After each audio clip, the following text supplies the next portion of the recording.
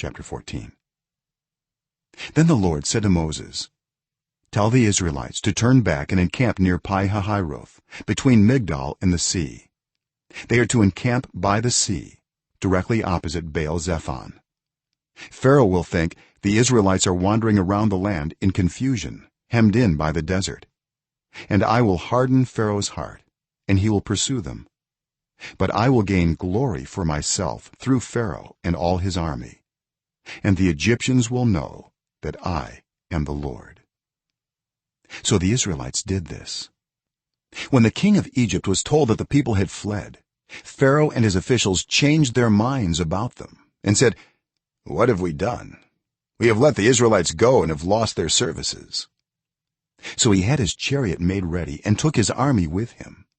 He took 600 of the best chariots along with all the other chariots of Egypt, with officers over all of them. The Lord hardened the heart of Pharaoh king of Egypt, so that he pursued the Israelites who were marching out boldly. The Egyptians, all Pharaoh's horses and chariots, horsemen and troops, pursued the Israelites and overtook them as they camped by the sea near Pi Hahiroth opposite Baal Zephon. As Pharaoh approached, the Israelites looked up, and there were the Egyptians marching after them. They were terrified and cried out to the Lord.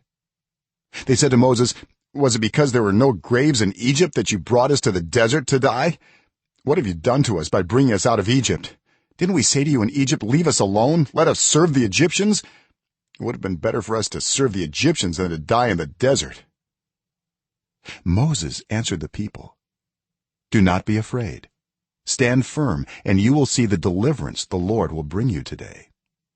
The Egyptians you see today, you will never see again. The Lord will fight for you. You need only to be still. Then the Lord said to Moses, why are you crying out to me? Tell the Israelites to move on.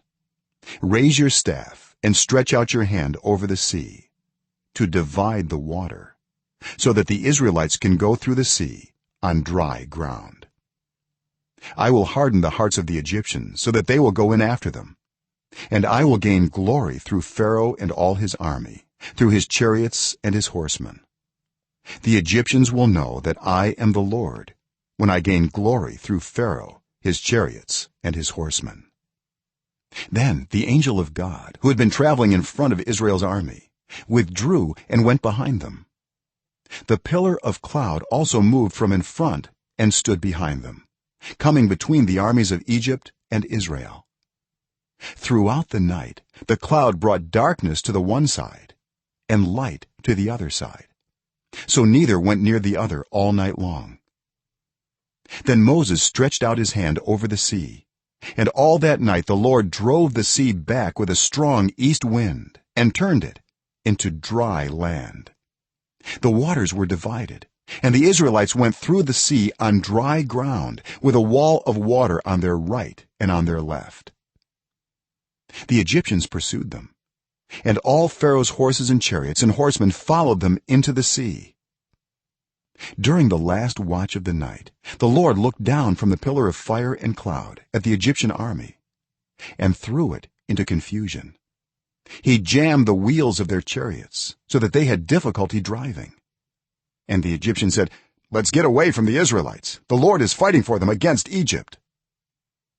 Then the Lord said to Moses, stretch out your hand over the sea so that the waters may flow back over the Egyptians and their chariots and horsemen. Moses stretched out his hand over the sea, and at daybreak the sea went back to its place. The Egyptians were fleeing toward it, and the Lord swept them into the sea. The water flowed back and covered the chariots and horsemen, the entire army of Pharaoh that had followed the Israelites into the sea. Not one of them survived.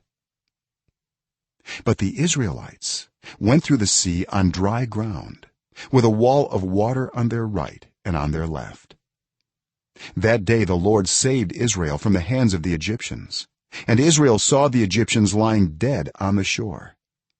And when the Israelites saw the mighty hand of the Lord displayed against the Egyptians, the people feared the Lord and put their trust in him.